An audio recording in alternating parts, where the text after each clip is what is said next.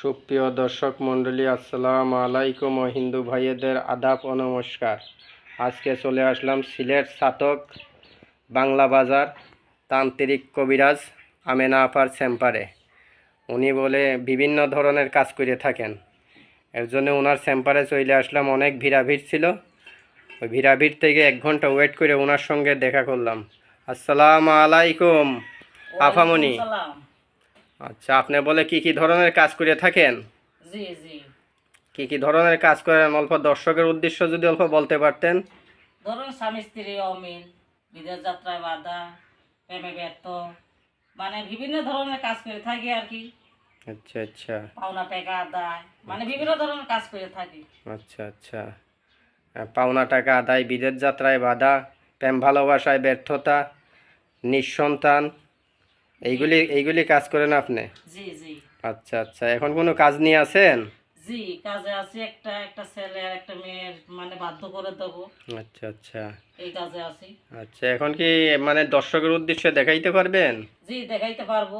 আচ্ছা আচ্ছা। তে দর্শকের উদ্দেশ্য যদি অল্প একটু দেখান, তে দর্শকে দেখতে পারলো কি ধরনের কাজ করেন, কিভাবে কাজ করেন।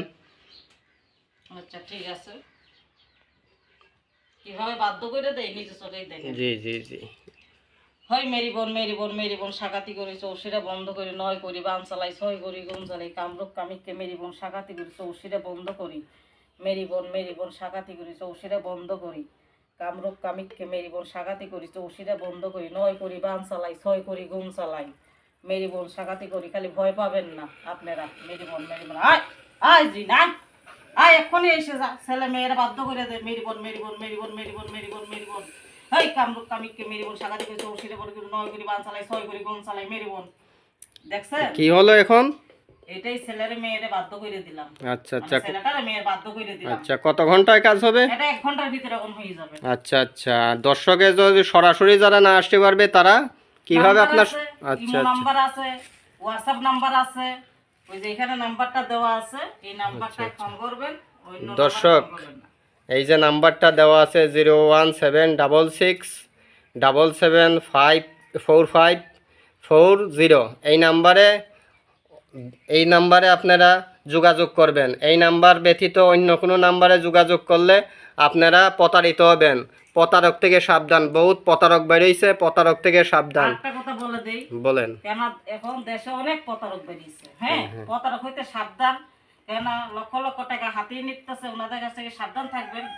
ভালো মতন মানে যাচাই করে তারপরে চিকিৎসা নেবেন, ভালো হবে আর কি। আচ্ছা দর্শক, শুনতে পারলেন। আর এই নাম্বার ছাড়া অন্য কোনো নাম্বারে যোগাযোগ করবেন না। দর্শক, আসসালামু আলাইকুম ওয়া রাহমাতুল্লাহি ওয়া বারাকাতুহু।